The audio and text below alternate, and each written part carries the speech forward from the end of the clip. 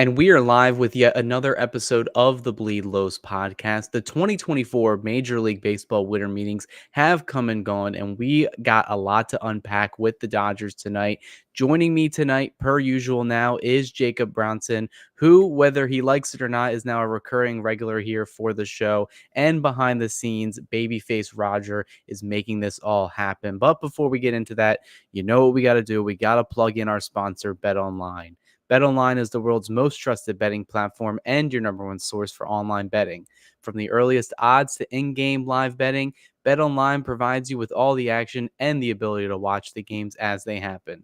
With the largest selection of odds on everything from football, NBA, college basketball, NHL, UFC, and MMA, you name it, BetOnline has it.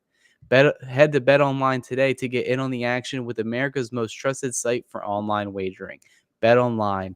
The game starts here. And Jacob, what we just saw finished up today was the winter meetings, the annual winter meetings this year being held in Dallas, Texas.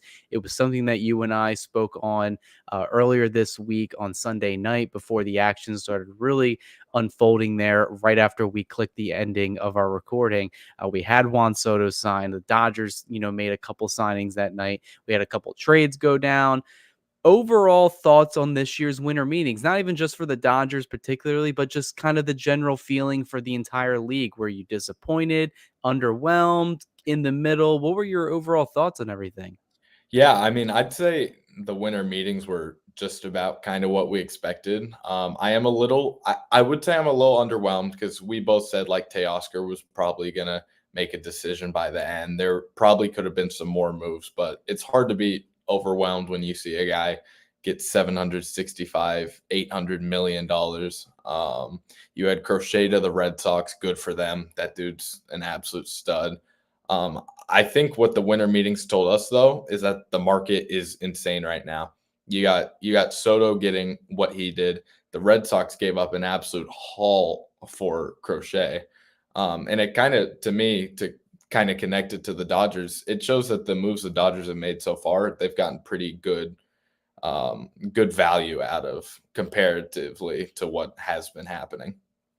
Yeah, I mean, we're definitely going to get into all that, especially more on the Dodgers specific sides of things. But I mean, baseball all season, the winter meetings, regardless, it's either really fast and a lot of things are happening, or you're kind of at a deadlock. And I am thankful that we did get to see some really good signings. We got to see what the market is kind of being set up as. And, we'll get into that, especially with the starting pitching market, what Fried got compared to what Blake Snell got. That's a huge, interesting contract comparison between those two. But, before we go on any further in that, anyone that's joining us, you guys know the gist. The way these lives work, we want to get in contact with all you guys. We want to have a conversation. We want to answer your questions, see your thoughts, and everything that we're talking about in tonight's episode. So the best way to do that, the best way to grab our attention and get to the front of the line, whether it's a question, statement, or whatever, it is super chats. That's the best way that you're going to get put to the front of the line, have your comments shared on there, and then me and Jacob will go ahead and, view it, answer it, and then give you a pat on the back if it was either a good statement, good question, something like that. And then if you guys are new to the channel, if you're not subscribed, be sure to turn on the notifications, subscribe to the channel. We got a lot more stuff than just live podcast episodes throughout the week. During the season, we got pregame, postgame, live game interviews. We got we got multiple people that are on standby that are going to multiple events, multiple signs. We got a plethora of videos on the channel right now. So it's a good time to be a Dodger fan. It's a good time to get as much Dodger content as you can, whether it's from our channel, other channels. We got some unique stuff on here as well. But let's get further into the winter meetings here. And the Dodgers were active to get started right after we recorded our episode on Sunday night. Dodgers made a couple signings. One of them who you kind of predicted, Jacob, and that's who I want to start off this episode with because it kind of entails what the roster construction is kind of going to look like by the end Yeah. of the winter. And that's Michael Conforto.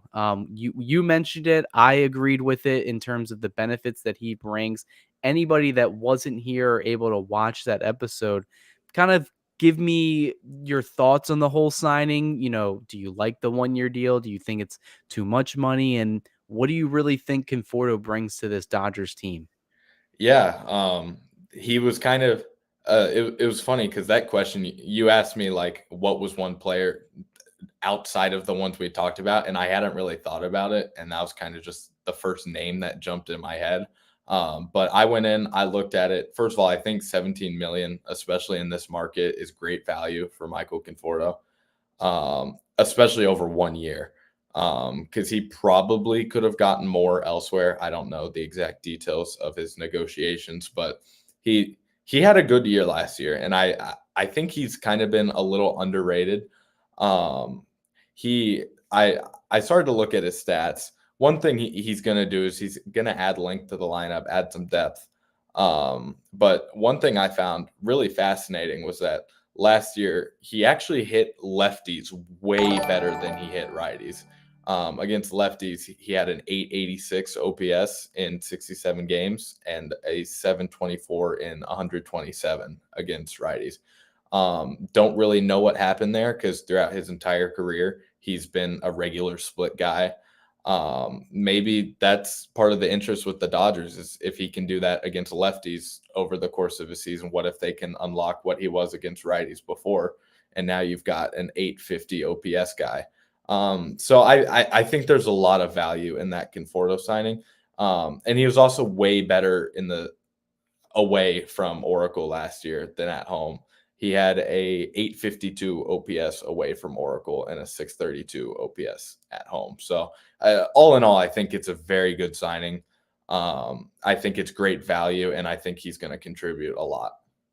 Yeah, I mean, I look at the signing, it's a 1-year commitment and, I don't think no matter what the price point is, 1-year deals, you can never really lose them unless, you're just so bad like the Noah Syndergaard signing a couple years ago. And that was just, that's the Dodgers taking a shot on a guy. It could be a player like Conforto who's still young. He's in his, early 30s. He can still prove himself to get another multi-year deal. I mean, hell, look at Teoscar Hernandez. He had a couple subpar years with Seattle, comes to Los Angeles, has a really good year, and he's looking to get, a 3, 4, maybe even 5-year deal right now, which is why he's still lingering in the free agent market unsigned. When I look at Conforto, you look at the 17 million, it does seem like a lot. And, a lot of people did bring it up. Like, is he going to be a platoon guy? Is he going to be a bench bat? What is he going to be? Because 17 million, even for a platoon bat, it is kind of steep. But like you mentioned, with this market, the way things are trending, I do think it's in a very affordable contract. I think it's a bargain if you want to be honest, because at the end of the day, you mentioned the reverse splits. He hit lefties better. He's been a full-time starter throughout his career on the Mets, on the Giants. The Dodgers realistically could be running him out there every day. Yeah. Like at least for maybe 120, 130 games. He's going to get the starts against right-handed pitchers, which are predominant in the league. So he's going to get the start in left field, right field majority of the time, depending on how their outfield alignment looks. I like the signing just because I see the upside with him. He's a guy that can get you maybe 15 to 20 home runs if he's fully healthy. He can hit righties. He in his career he's shown that. But if he can bring some of that, left-handed, swing in here to against lefties, that I mean that only elevates his game for the Dodgers right now. And I think what the Dodgers are doing, they're playing it safe because David Vassay even said, a week ago saying that they were looking for a left-handed hitting outfielder. And I feel like they got their guy right here. Doesn't take him out of the Teoscar signing because, he's a righty. He can hit both sides, and it gives them that left-right, tandem in the outfield that they've been, craving right now. And they do have left field, left-handed hitting outfielders on the roster right now. The first one that came to mind to me was, right after they made the signing official, it was, what is the plan for James Outman? There are some James Outman truthers out there. Jacob, if you're someone in Andrew Freeman's, chair right now, you see James Outman, you saw what he did in 23, you saw what he did in 24. I mean, is this guy going to get the Michael Busch treatment, or is he just going to be used as outfield depth now? Yes, both, I think. I don't know that he's really got that much of a role. He could be like a backup center fielder. I could also see him involved in a trade if that was a route the Dodgers wanted to go.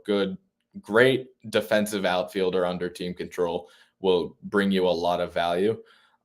Really, I think more about Dalton Rushing when I thought about Conforto, because I'd kind of picture the outfield as Teoscar Hernandez in right, I guess, and then Rushing and Pages kind of platooning in left.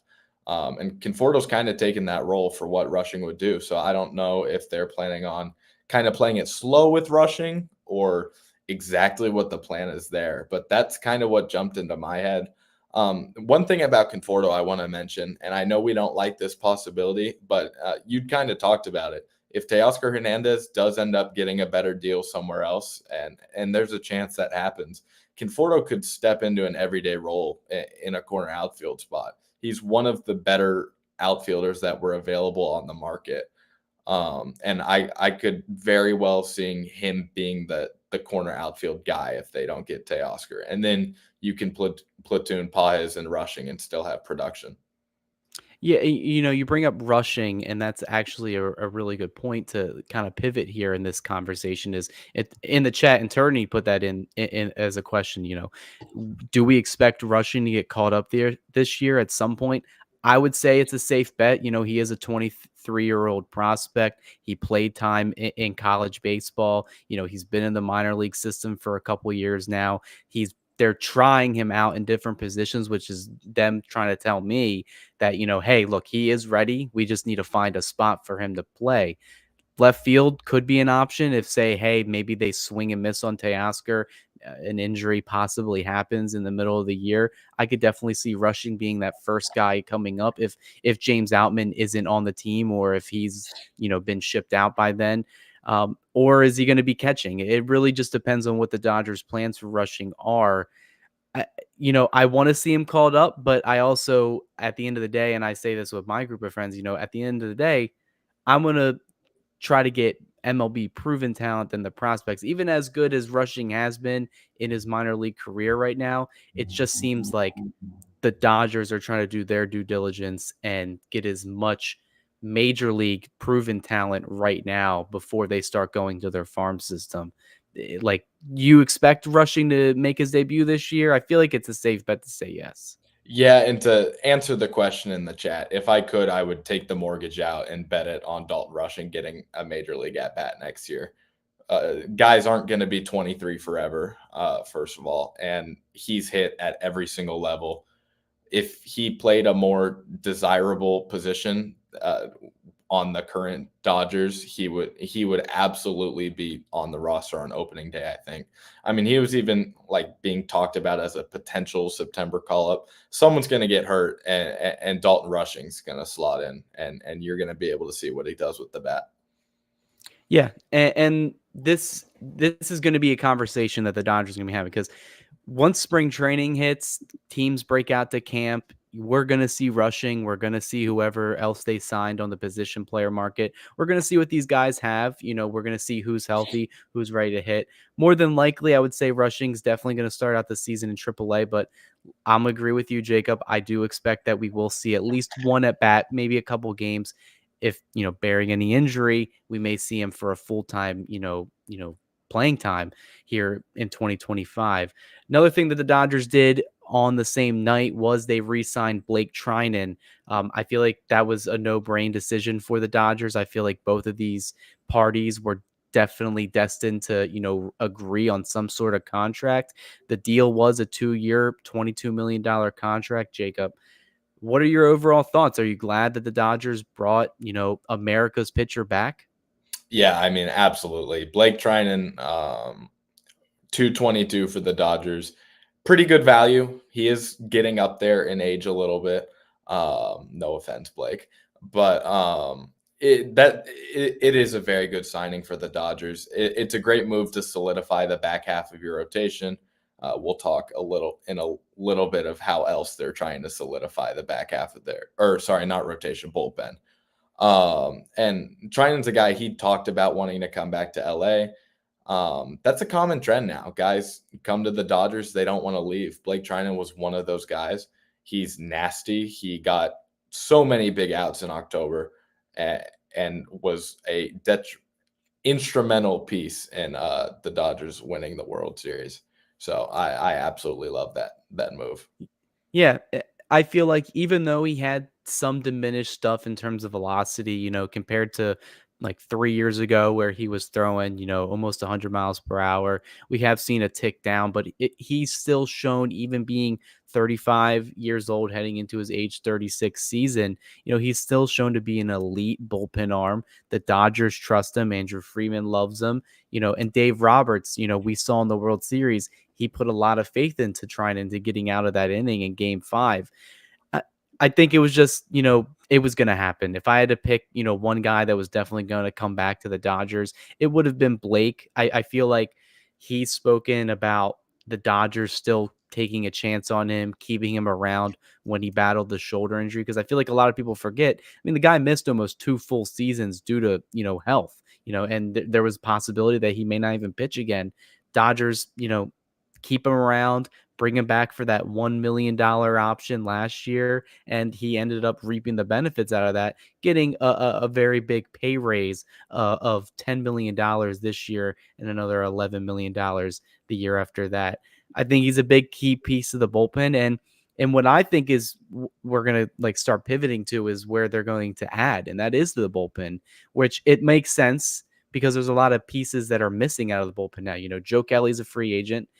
Daniel Hudson retired. You got Anthony Banda, you got Michael Kopech there, but is it really realistic to, depend on them to replicate the success that they had this past season? I mean, we've seen how, futile, teams' bullpens are. So I think the Dodgers are doing the smart thing right now, and that is refortifying their bullpen, bringing back what currently works, and that is Blake Treinen. Because I don't know how you feel about it. I know me and Carlos in this past regular season, we've kind of gone back and forth between, do the Dodgers need a traditional, ninth inning closer, where right now, clearly they're not going to go that route. They have Evan Phillips who can close. They have Blake Treinen who can close. They have Michael Kopech now who can also close games.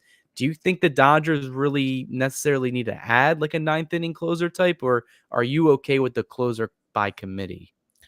I don't think they need to add anyone. I think it would be awesome to add someone, and I do think if they add someone, that someone might not be a dedicated closer. And I know the names that have been thrown around are Tanner Scott and Devin Williams, and both of them are closers. But what the Dodgers did last year with the bullpen worked. You brought Michael Kopech in. I know a lot of people wanted him to be the full-time closer. He got some huge outs in the fifth, sixth inning of some of those games. And I think even when talking about Scott, and we'll get more into it in a second, but Scott, he came in sometimes in the seventh inning to face Shohei Ohtani. So I do think they're going to get one of the big names that's kind of been circulating around there. But I don't think that name is necessarily going to be like a set ninth inning guy.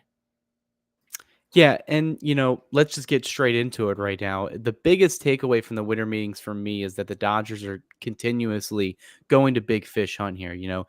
Regardless of what report you read, the Dodgers still were one of the 5 finalists for the Juan Soto sweepstakes. They ended up not budging past $600 million, but they were still willing to shell out that much money to try to bring a player like Juan Soto to the fold after spending over $1 billion last offseason and just coming off winning the World Series.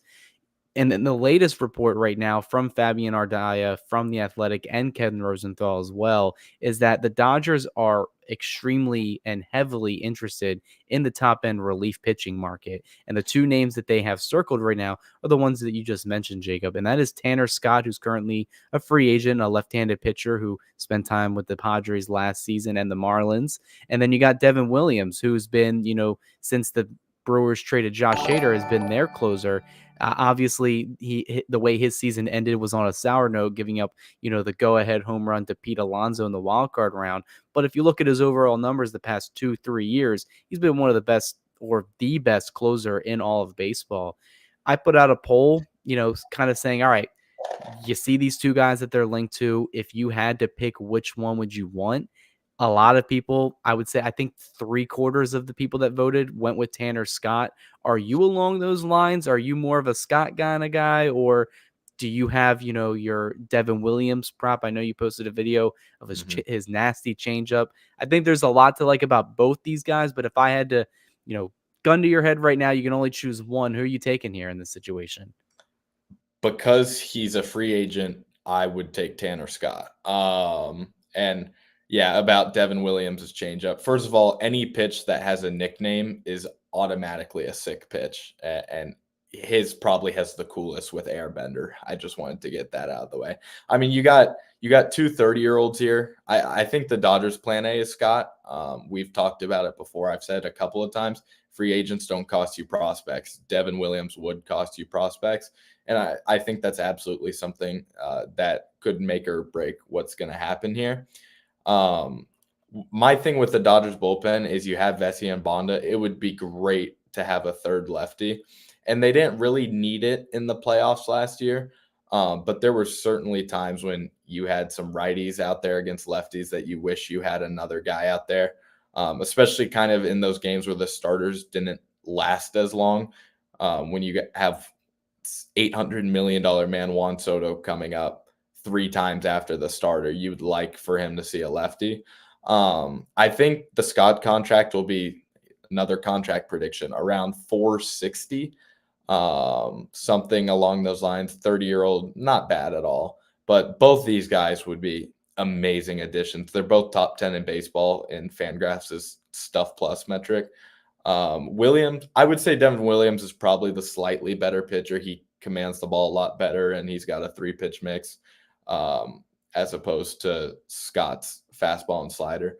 But I think at the end of the day, there's more value in the fact that, first of all, Scott's a left-handed arm, and also that he doesn't cost any prospects to go get. And the Dodgers have plenty of money. They can pay anyone.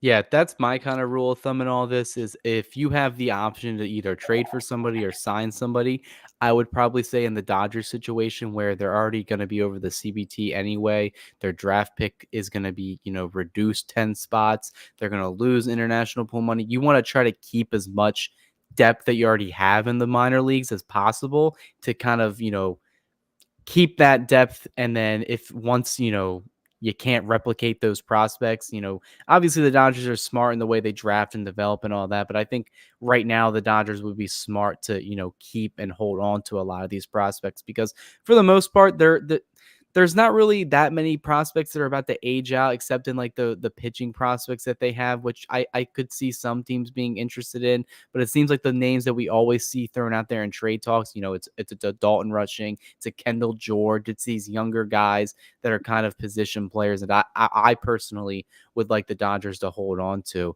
You look at what MLB Trade Rumors is projecting for Scott; it is around that 4-year, $60 million range that you're talking about. They have him pegged at 4 years, $56 million, which when I look at that, it is kind of a steep asking price for a relief pitcher. And it's very uncharacteristic of Andrew Freeman in his tenure as the Dodgers, president of baseball ops to kind of go out and spend big dollars on a not even a closer, but just the like bullpen arm in general. The last contract he shelled out to someone for that much money was when he re-signed Kenley Jansen after 2016. He hasn't done it since, and I think it's probably in the back of his head because the back end of that deal didn't really go the Dodgers' way, and you could definitely see it aging wrong with Scott here because he is 30, but bullpen arms they are so up and down that like one bad year can just derail the rest of their career. So I can see that being where the Dodgers and Freeman particularly are hesitant. But then another part of me is saying last year the Dodgers were like heavily involved with Josh Hader. He ended up going to the Houston Astros for his, ridiculous contract. But it seemed like the Dodgers were in there to the very end. And if they're really invested in Scott right now, I feel like if that's the guy that they want to get, the offense besides adding Teoscar Hernandez seems pretty set. The starting rotation signing Blake Snell, they could sign Blake Snell and just arguably be done. If the bullpen is the spot that they want to upgrade, I mean, I'm all for giving him this type of contract because we saw what he did to Shohei Ohtani. We saw what he did on the Padres and the Marlins last year. This is one of the best pitchers in baseball in the bullpen. and he's a lefty, and I think that adds an extra layer of value to him. When you look at Williams, he's actually the same age at 30 as well. They're kind of going through a whole thing with him and the Brewers. They declined his option of $10.5 million. They're going to take him to arbitration to hopefully win their case to bring that number down to make it look really more enticing for a potential team to trade for, because then he would be affordable. You would get him for this season, and then he would be a free agent. Currently, baseball trade values, I know a lot of people hate that website. They have him estimated at around $8.5 million of value. So it's really not too steep for a premier closer in the game of baseball. And if you even go as far back as what, like 3 years ago when Josh Hader got traded, none of those prospects hadn't amounted to anything for Milwaukee. So I feel like the Dodgers could swing a trade that way as well and not give up too much. And I would be happy with either or. Um, in terms of who I would go with, I'm still gonna go with Scott as well. I just feel like I would rather spend the dollars. I want to add an extra lefty because I think the big outlier in all this is I can count on Vestia to come back and have a really good year. I don't know what I'm expecting from Banda because he did get DFA. The Dodgers, they take other team scraps and turn them into gold. Can we really count on Banda to be that same pitcher, right now? I know he's super popular in Dodger land right now, but it is a serious question to consider. Am I wrong on that? No, I mean he could absolutely be great next year, but he's also kind of the exact archetype of the guy that has a really good year as a reliever and then kind of fizzles out a little bit. There's absolutely ground to be a little skeptical of what you might get from Bond next year. Jacob, another thing that I always hear Dodger fans bring up, and it's not just a Dodgers thing. I see other fan bases bring this up as well. I'm in the Philadelphia area. They have a plethora of starting pitchers as well. The concept of adding, the Dodgers have a surplus of starting pitching right now, whether you look at it or not. Obviously, if you take away health, you look at the starting rotation, there's like 8 or 9 guys that they can likely plug into a rotation on any team around the league. I look at guys like Dustin May, Tony Gonsolin. A lot of people say, hey, why don't those guys just go to the bullpen? Do you buy into any of that? Do you think the Dodgers and say Dustin May particularly, who's battled health, issues his entire career, do you think he would benefit from going to the bullpen, or do you not really think the switch would impact much with their arms?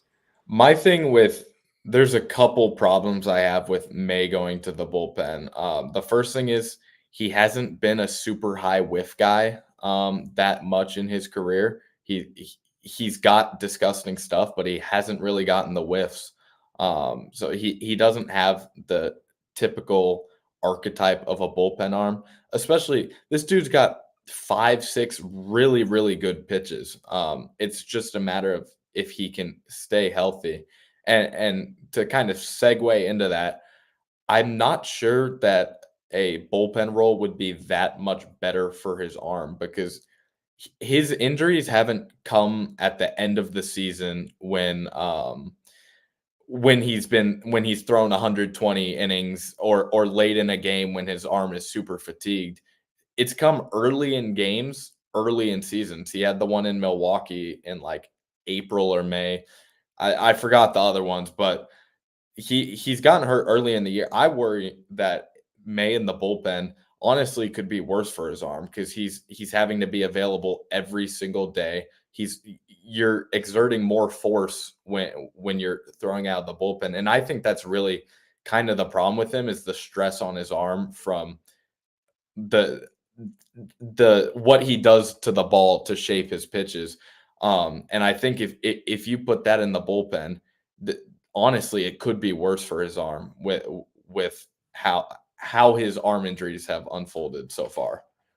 Yeah, if you ask me like buy or sell, like any of, when anybody brings this, topic or situation up, I always just say it doesn't make sense because I think it really, you have to ask like someone that's played the game and kind of understands how arm pain and all that stuff works. And I'm not trying to brag, but I've played baseball of my life. You can't just flip a switch to say, I'm going to go from starter to reliever. I would even agree with you as to go as far as saying, you know, it's a lot harder to ramp up in the bullpen to go in and be like at 100%, 10% intensity for like 10 or 12 pitches. And It makes every sense single on day, yeah. paper, but in a game situation, I don't think it really works out. And I think for a guy like Dustin May, the Dodgers want to be very cautious with, because I still think at the end of the day, May and Gonsolin are staying on this team unless they can swing a trade where you're getting something of definite need in return. Like say they do miss on Teoscar Hernandez and they really want to add like another outfield bat, like say they want to swing hypothetically like a Luis Robert or someone else like that, like a Kyle Tucker who's been heavily rumored in the trade market right now. I think the Dodgers hold on to both these guys. I still value May extremely high. Tony Gonsolin, Catman. I feel like people forget what he did in 22, especially in the first half of the season. I mean, he led the Dodgers that won 111 games and wins that year. I think he had like 20 wins. And he, for the most part, for the first half of the year, he was a Cy Young contender. Then he had started getting the arm troubles. Wasn't able to really pitch much in the postseason. And, he misses 2023. He's battling that same arm injury, battles through it, ends up getting Tommy John and is out all of this season, and he's going to be making that comeback this year. I'm confident in both those guys giving the Dodgers meaningful innings, especially in the first month and a half of the season when we don't know if Tyler Glasnow is going to be ready by opening day. We don't know if Ohtani is going to be ready by opening day or even in the first month of April. The Dodgers may slow play him as well. Kershaw, when they eventually re-sign him, he's going to be another guy that's out to, I don't know, probably the middle of the season again, like it was this past year. So I feel like you need that rotation depth. And rather than, I know we've thrown Emmett Sheehan, Robleski, River Ryan, all these guys into the fire, and they've done really well. But I think it'll be a benefit to the Dodgers to say, hey, Dustin May, he started games before. Tony Gonsolin, he's pitched in the big leagues before. Let's have these guys eat these innings right now. Six-man rotation is the way to go right now. It seems like all stars are pointing to that for the Dodgers. That I feel like they've alluded to that as well. And I feel like it's something that a lot of fans have been clamoring for. Six-man rotation to you, Jacob, before we move on to the next topic. It makes sense all in the world right now. That's the way. I'd say it's the future of baseball is the six-man rotation. Yeah, no, that's where we're heading, especially if you're going to continue to have these elite pitchers coming out of Japan where they're used to pitching once a week. It is going to become more the norm, especially with pitcher injuries ramping up. Teams are going to rather carry one less reliever and start every 6 days than have a five-man rotation as we're traditionally used to. I did want to touch on Gonsolin super quickly. And you were talking about how he was good. And I, being in the OKC area, I had a chance to go watch one of his rehab starts. And I watched a lot of the film of his rehab starts because I was really curious. He looked really good in rehab. Yeah. He kind of debuted a new cutter that was really absolutely disgusting. And he has your traditional four pitch mix with the fastball, splitter, curveball, and slider. The splitter's not traditional, but changeup. He did add a cutter, and that cutter looked really, really good. I would not be surprised if he could contribute. And I know a lot of people kind of count him out. But I really like what I saw from Tony Gonsolin last year, and he Yeah. could be a part of that six-man rotation that you were talking about. Yeah, and they even, to touch on Gonsolin before we move on, he was at the Dodgers Foundation turkey giveaway, and in his interviews, he said his arm feels great, his body feels healthy, and in terms of inning restrictions next year, he said there is none. So I feel like that really speaks volumes to where he is feeling physically and mentally, because we saw what Walker Buehler went through and the tribes and tribulations that he had to endure this entire season. We saw the ups, we saw the downs for the most part in the regular season. I know a lot of people are so hyper focused on what he did in October, but we can't forget that Buehler had an ERA almost at 6 for the regular season, coming off his second career Tommy John surgery. It's going to be really interesting to see what Gonsolin does, but I'm also in agreement with you. Doomsal also mentions it in the chat. He watches a lot of minor league games. Gonsolin looked filthy. And that's why at the end of the year, I thought he may have been an impact, pitcher that the Dodgers would have, I did too. Yeah. utilized in October, because I looked at how the roster was shaping up. I'm like, oh, they only got 3 arms that they can count on. I mean, they may have to use Gonsolin. They opted not doing that, and they credit to them, they still won the World Series. But it'll be interesting to see what we get from the Catman in 2025. But moving on here, another controversial subject, and I know you've posted about it on X, I've posted about it on DodgersBeat.com, and that is the around the same time at the beginning of the meetings. I feel like it's deja vu. Last year, the Dodgers announced that Mookie Betts would be the starting second baseman. This year, they're pivoting. He's going to continue, or at least try it out again, to be the starting shortstop for the Los Angeles Dodgers. When you hear that statement, Jacob, we saw how everything transpired last year. He was still the shortstop until he got injured. I would even argue to say if he didn't, fracture his wrist, he probably would have started at shortstop the rest of the season. They made the switch after he came back in August. Mookie Betts as shortstop for 2025. Good move or bad move off the top of your head? Great question. And it's one I don't have the answer for. I don't really know because here's the thing. Mookie had to rush into becoming a shortstop last year because of Gavin Lux's struggles. And it was not pretty with Mookie Betts at shortstop last year. There's no other way to put it. There was some very easy throws that weren't made, but I'm going to have some faith in Mookie Betts to be able to do it. I think people are kind of underestimating what a whole offseason of work can do for a guy like Mookie Betts, especially because I went back, I watched every single error he made last year. They were all throwing. Every single error would be throwing, and it's tough to make the switch from really outfield to infield in the first place because you're working with a lower arm slot when trying to get that ball to first. That's something that can easily be fixed. I'm pretty optimistic that it'll get fixed. I know I've seen it quite a bit that people don't believe that you can learn shortstop in one offseason, but he's not learning shortstop in one offseason. He came up as a middle infielder. He's played middle infield for a lot of his career until obviously he became a Gold Glove right fielder. But it's not like they're putting Steven Souza Jr. at shortstop. Like this is a guy who has played shortstop or he's played second base. He's been a middle infielder for a lot of his career. It's also interesting to me. This means they believe that Gavin Lux is the future at second base. Really, when you have Miguel Rojas and Tommy Edman there, and you're choosing to play Mookie Betts at short, that means you want Gavin Lux to play second, probably. And I'm gonna say something. People aren't gonna like it. I think Gavin Lux has become underrated.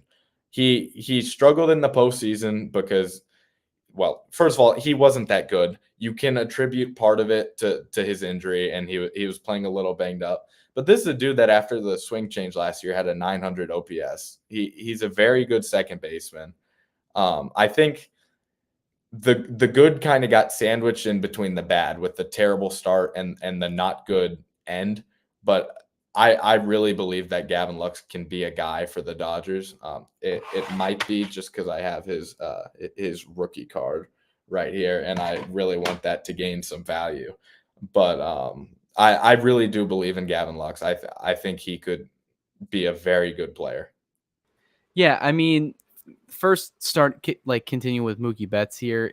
I'm along the same lines as you. I'm never gonna, bet against Mookie Betts here, especially when you give him more than like 10 days before, the official regular season start. I feel like last year when I wrote about it, I thought the whole situation shifting Betts to shortstop was so uncharacteristic of the Dodgers.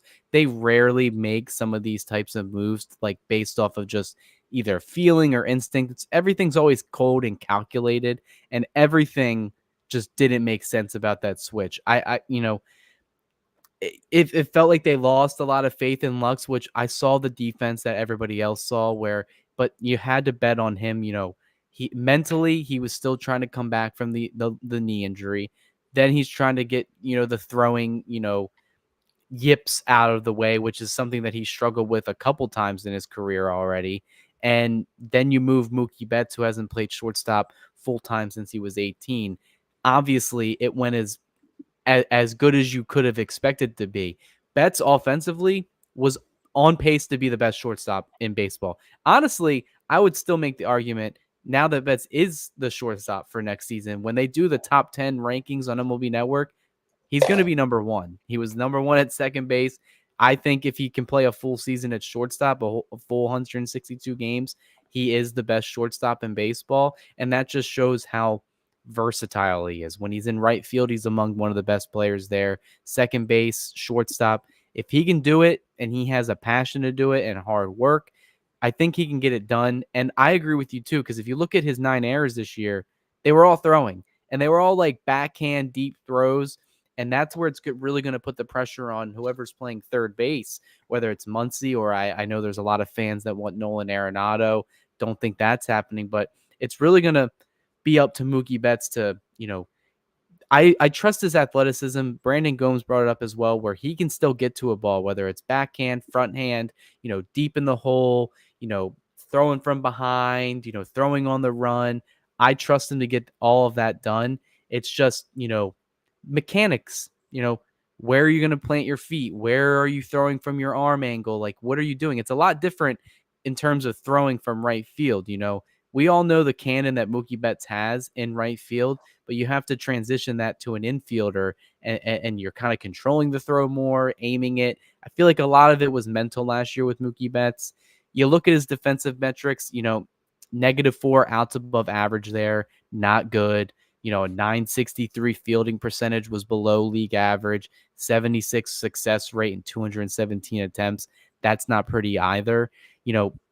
But offensively, you give him a whole offseason to work on all of this.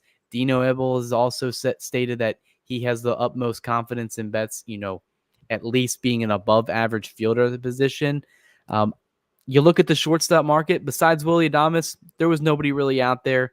Miguel Rojas is getting up there in age. Tommy Edman, as good as he is, utility wise, shortstop isn't his gold glove position. Second base is. And that gets to where you're saying the Dodgers have to have some faith in Gavin Lux there because he is a league average or a slightly above league average defender there. He's made a lot of good, highlight reel plays, especially in the World Series. Had a couple diving outs there. And then offensively, I mean, it was just a tale of two halves for him. He was borderline unplayable in the first half. Second half, when the Dodgers had a lot of injuries, whether Freddie Freeman with the off the field issues, Mookie Betts having his wrist fractured, there was a time where we had, Nick Ahmed getting at bats, meaningful at bats in the middle of the summer. Lux was the unsung hero. He had a WRC plus over like 140 for most of the second half. So I still have confidence in him. And just like you, Jacob, I also have a few of his rookie cards that are signed. I want those to get some more value. Plus, personally, like Lux is just a cool guy. I want him to, I really want him to take off and be the prospect that he was. I don't know if he'll ever really reach that ceiling, but I also just don't think the Dodgers are going to trade him away. They've had multiple opportunities to do so. I mean, they gave him back-to-back opportunities to get a starting role. If you're a Dodger fan, you still think the Dodgers are going to trade this guy away, I've got a bone to pick with you.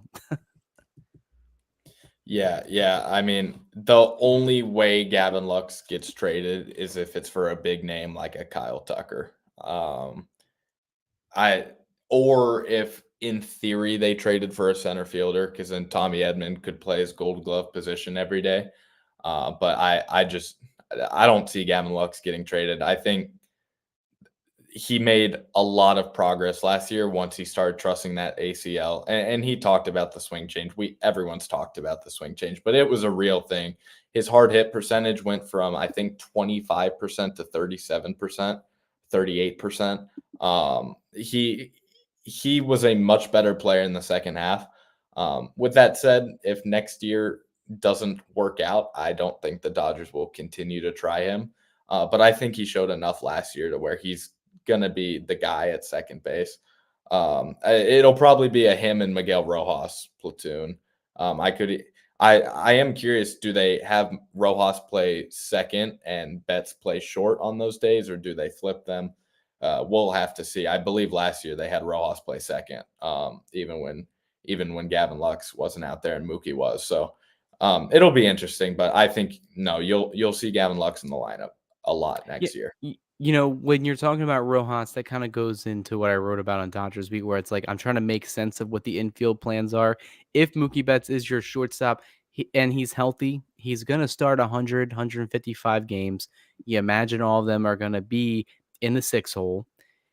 In terms of where Rojas is going to go, if he's healthy and feeling fine after his sports hernia surgery, they're going to go back to the role that they originally traded for him to be. And that is, if we need someone to start third base, awesome. You can do that. If you need someone to start shortstop on Mookie's day off or Gavin Lux's day off at the time, you can do that. Second base, all around utility infielder is what they wanted Rojas to be.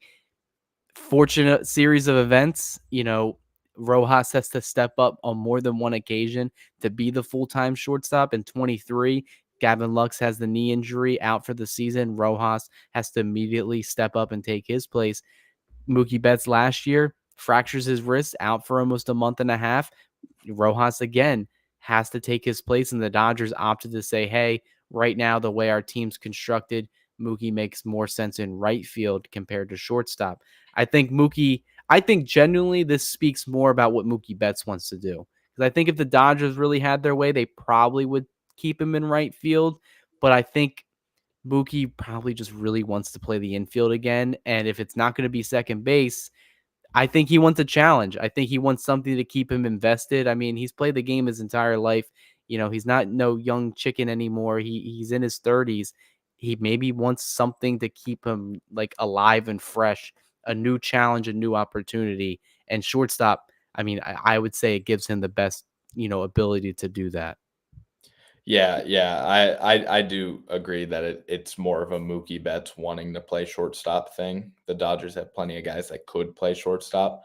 I do think organizationally it does make sense to have Mookie play an infield spot either way because you want to bring Teoscar back and then you want to get Paez and Rushing some run out there. And now you have Michael Conforto, which especially complicates it. So yeah, I think he was gonna play the infield either way, but I think shortstop is his preference. And it also makes sense because you want to give Gavin Lux some run, and you can also plug Tommy Edman at his Gold Glove position too. And that kind of gets us into Teoscar Hernandez right now. Obviously, the way the winter meetings started, I either expected, like you, either Soto was going to be a Dodger for some miraculous chance, or Teoscar Hernandez would soon ink a contract immediately after Soto signed. It actually turns out we're far from that. Apparently, even after David Vassegh prematurely stated that the Dodgers and Teoscar Hernandez were very close into an agreement on some sort of contract, just nailing out the final figures. His words, not mine.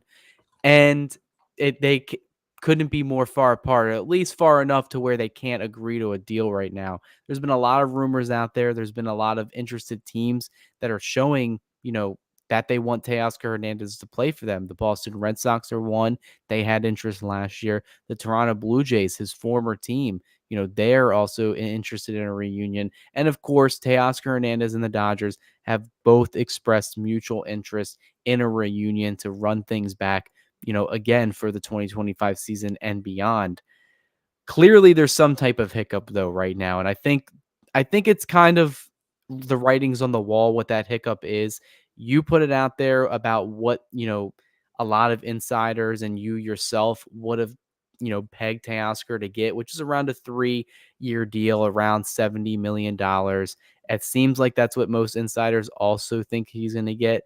But after the Soto sweepstakes, I have to think he thought his market would heat up, and it just hasn't really gotten to that point right now where I think the Dodgers aren't budging on a 3-year deal. I think 3-year, it's a hard 3-year. I don't necessarily think they care about the money, but you're looking at all this stuff with Teoscar Hernandez. I'll ask you the first part of the question. Have you lost faith that he won't return in the Dodger blue next year? I haven't lost faith, but I think the odds of him not being a Dodger have increased. That said, in my mind, it's still like 80% he's a Dodger.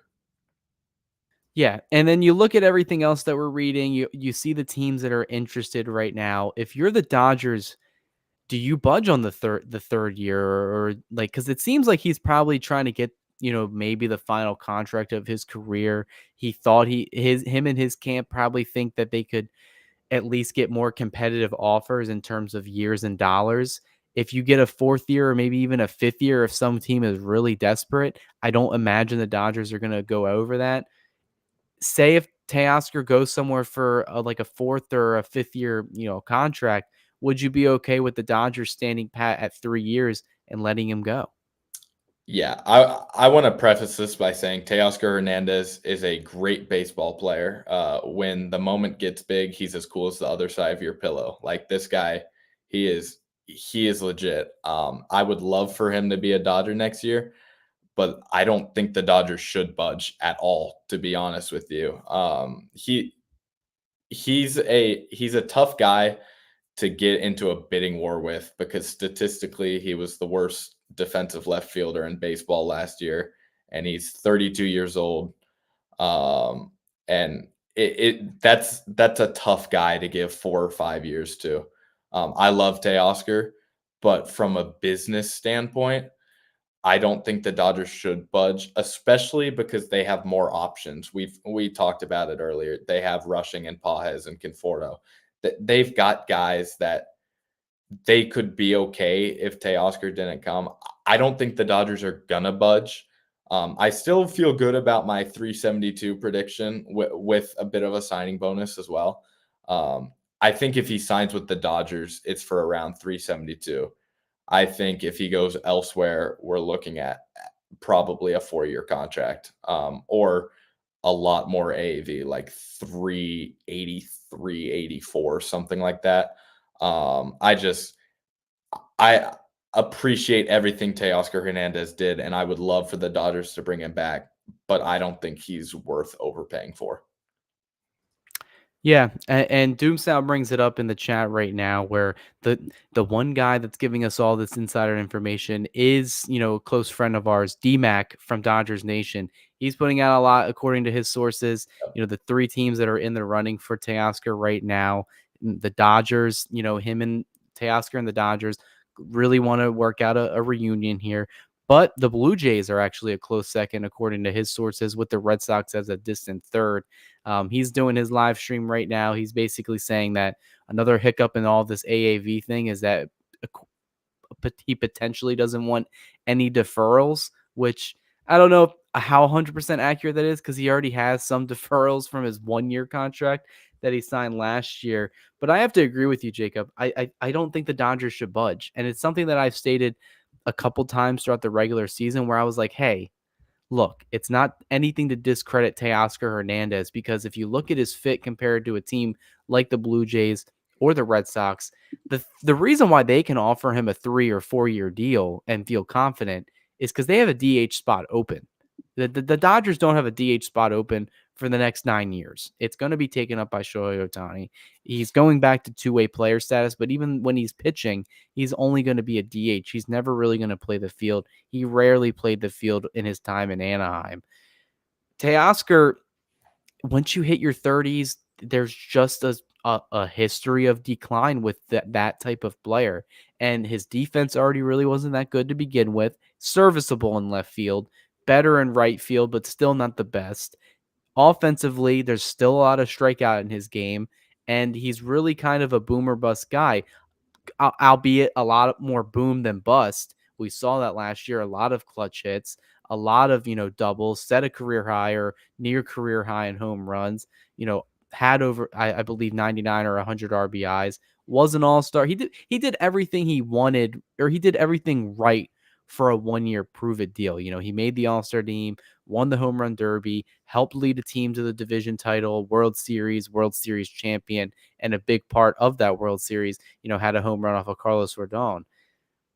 But it just seems like there's still teams that are hesitant to give him that deal. And I think if the money's close, the years don't go past 3 years, I still think he ends up in Los Angeles. Almost widespread industry belief is that he winds up back in Los Angeles, where even Ken Rosenthal himself said they're just going to figure it out. The Dodgers just may have to spend more than they originally planned. But I think your contract prediction is kind of along the lines where I personally would be comfortable with if I was Andrew Freeman. Yeah. I said that before anyone else. I'm not claiming I have any information. I just threw a number out there and it ended up being correct. So I'm really hoping that that's how it works out. And because that would mean he goes to the Dodgers on a pretty good deal for both sides. And I think that would be the best result. And I think another thing that adds another element to all of this, and David Veste brought it up on Dodger Talk yesterday, where I think Teoscar and his camp thought as soon as Soto signed that his, bidding would have went up. But it seems like all those teams that were in on Soto, the Red Sox and the Yankees, for example, they could have used an outfielder like Teoscar Hernandez, but instead of going to Hernandez, they pivoted to Alex Bregman, who's been apparently the one that is benefiting from the Soto sweepstakes. So it seems like other teams, not just the Dodgers, are saying, hey, age is a factor here, Teoscar. We see what the historical decline is for players that are in your comp. We see what the trajectory that they could be on. Not saying that you're going to be that, but we have to save face for, the years and the dollars that we're going to give you. At the end of the day, I think after it's all said and done, whether it's later tonight, tomorrow, later this week, I do think the Dodgers and Teoscar are better together than they are separate. And I definitely think they'll come to some sort of agreement here, hopefully, because I feel like the Dodgers, and I'm interested on your opinion on this as well. You look at Will Smith, they wanted him to be the cleanup hitter. Didn't really work out because despite him improving defensively, his offensive numbers were very all over the place. Terrible second half, not the best postseason either. Dodgers really need a right-handed bat to slot in that fourth spot in their lineup to kind of break it up and give it more of a balanced feel. And Teoscar Hernandez, I don't know if the Dodgers expected to get the production that they got out of him last year, but they did, and they kind of need that again from somebody. If it's not Hernandez, I don't know who it'll be, but there's a lot of value to having Hernandez in that fourth spot. Yeah, absolutely. I mean, when you have pretty much penciled in or written in Sharpie, really, Otani, Freeman, and Muncy in your top five, you have Betts in the two. You need another righty in that fifth spot, especially Conforto's going to be playing quite a bit. Gavin Lux is going to be out there quite a bit. Tommy Edmonds not as good against righties. Like you need another right-handed bat in there. Yeah, we'll see what the Dodgers do with all that. Like I said, hopefully Hernandez is re-signed at some point in the next week or two. I'm hoping the sooner the better. That way the Dodgers can get this offseason rolling and I can have a better idea of what team I'm going to be watching when they take the field in Japan next year. Kind of last topic of the night, Roki Sasaki. Can't go a Dodgers podcast without mentioning the name. Officially posted this past Tuesday, has a 45-day window to sign with major league teams. His agent Wolf spoke to the media, kind of gave an idea, some basic answers saying, "Oh no, he's available to everybody." Obviously, the overwhelming favorites are the Dodgers and the San Diego Padres. We've talked about him a couple times, Jacob. We all know what to expect from him. Fiery right-handed pitcher that's young, under team control. You'll get him because you have to sign him to a minor league deal. Very affordable. We all know what the Dodgers international slot pool money is looking at right now. However, the only new thing I would say we got from all this week at the winter meetings is that we finally got official confirmation from Andrew Freeman himself saying that he would be, quote, a major priority this offseason. Given, the state of the starting pitching market, I feel like signing Sasaki is more important than it was the last week. Am I wrong? No, and I could not be less surprised that Andrew Friedman said he's a top priority. Like you said, this dude, 23-year-old with the tools to be a top 3, top 1 pitcher in the world with his fastball, his splitter, and his slider. Part of that was said was what he's going to prioritize. It's kind of come out, development and the chance to win. Like, hello, Dodgers. Like that's kind of what the Dodgers do. You also had his agent talk about he made some comments about Sasaki maybe even fitting better in a smaller market. I'm kind of not reading into those too much because I don't think he's not going to weigh market size more than he's going to weigh profitability, endorsements, championships, and the development.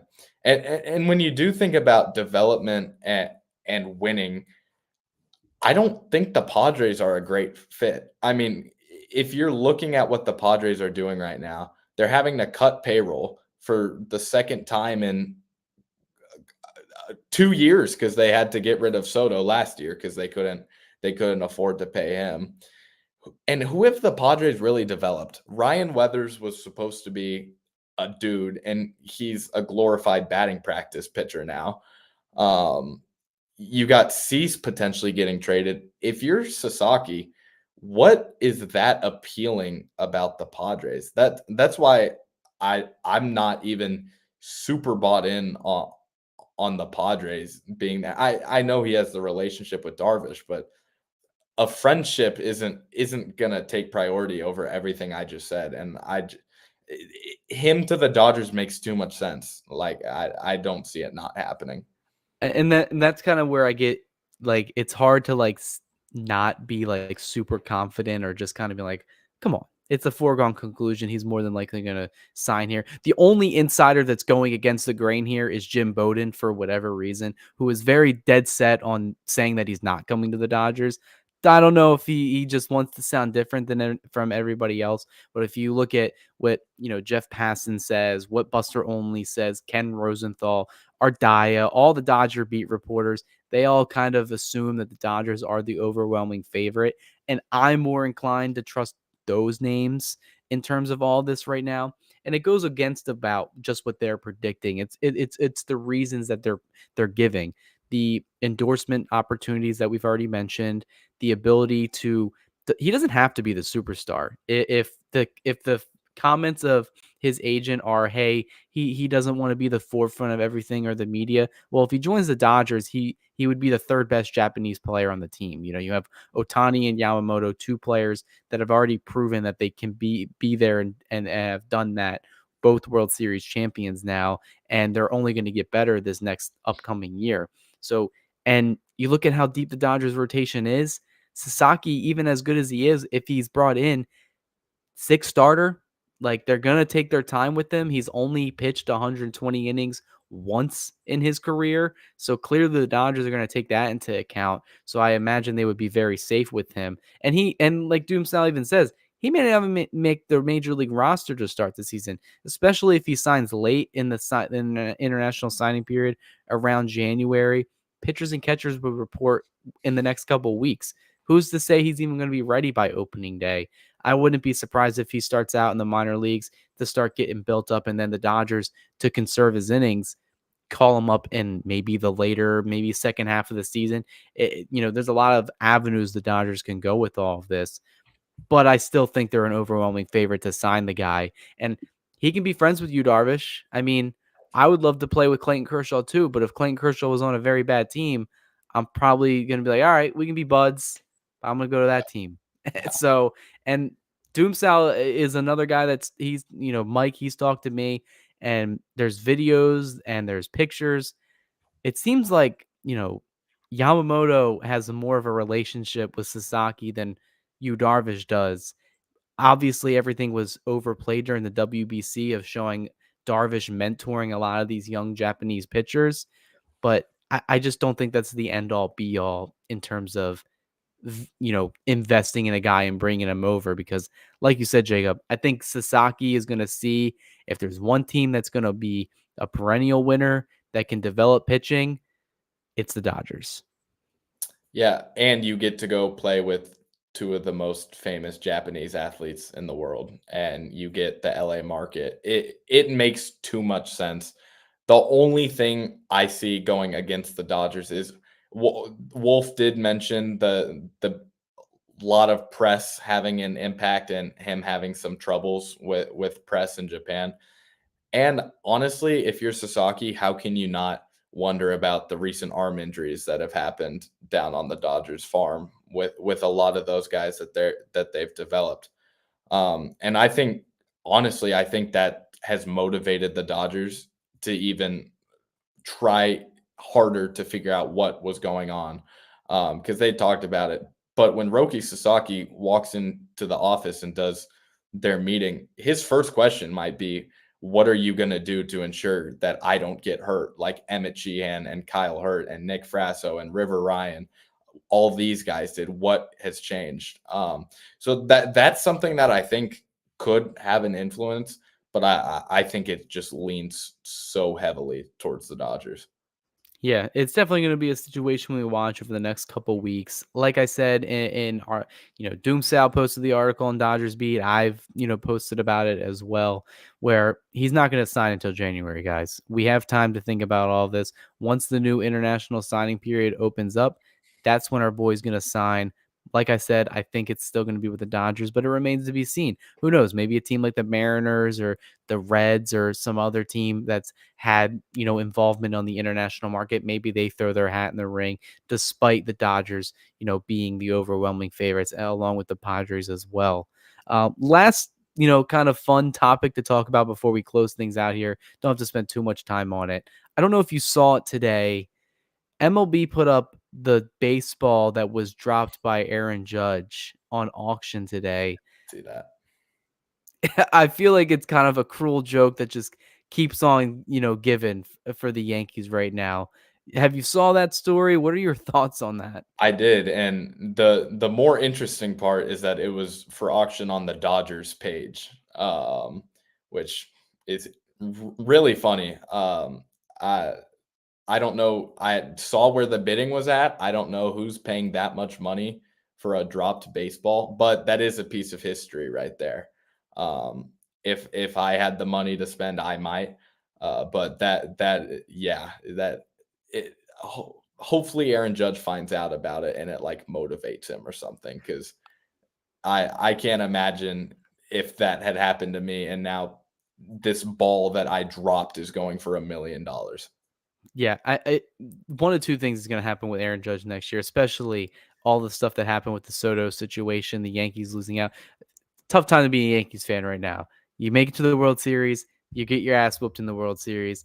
You lose in the fashion that they lost in, especially with this Aaron Judge dropped fly ball that kind of kickstarted that entire fifth inning.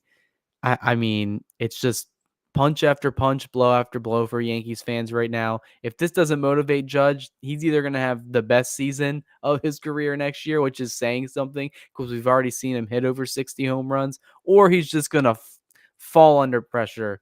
The loss of Soto is too great. The burden of this World Series loss is too great. It'll be interesting to see how the Yankees and Judge himself rebound. And that really is where you see what makes a player great. Like, do they fight with adversity? I mean, that's something that everyone was talking about with the Dodgers this year.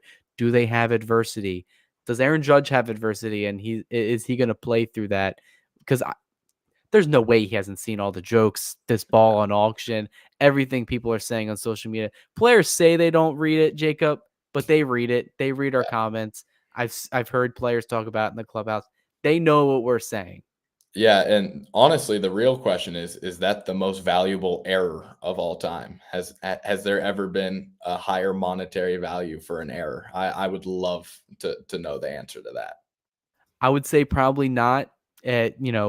Credit to whoever buys this ball. Honestly, I think it should just be on display at Dodger Stadium. They should just keep it, put it in the center field plaza for fans to take a look at. Like, oh, that's the ball that changed the course of this game. But yeah, I just think it's an interesting story. It's funny how that just came out of nowhere. Because the way these balls are authenticated and the amount of because the lifespan of a baseball is like 1 or 2 pitches max. When it's put in play, it's immediately done. Play like this, they roll it over, it's authenticated and usually put up for auction. It didn't cross my mind that this ball in particular would go up for auction and sell for as much as it did. I know at the time when it was posted a couple hours ago, the bid was at around $18,000. I imagine it got probably almost double that. I'll have to double check that, or if anyone knows in the comments, you guys can comment below. But yeah, I just think it's a whole funny story, especially it just feels like another blow from the Dodgers to the Yankees on this one. But Absolutely. Yeah. anything else about this winter meetings? Like briefly, do you think the Dodgers, obviously the Dodgers aren't done this offseason.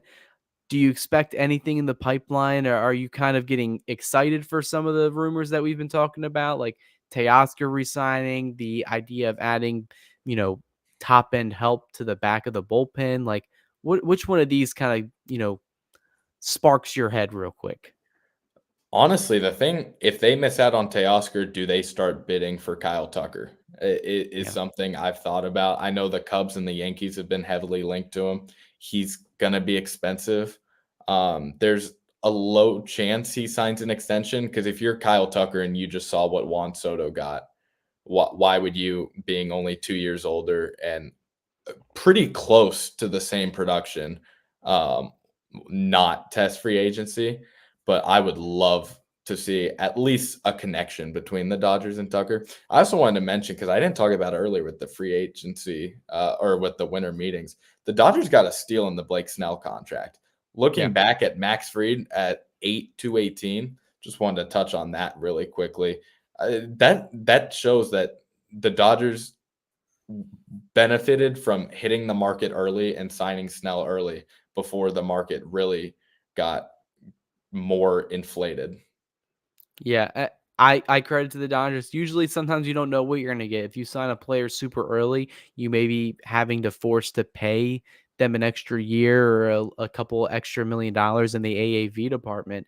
It seems like the Dodgers got a really good deal because a lot of people at the time, and I tweeted it out. I said people thought the Snell deal was an overpay. Are they not looking at Max Free getting paid until he's like what 38 at the end of that contract? He's going to be getting paid close to $30 million at that year. Not a really good contract if you're a Yankees fans. Could have just been a move out of desperation. I don't know. Not my franchise. We don't do that. So I was surprised with that deal. Blake Snell's contract looks awesome out of retrospect.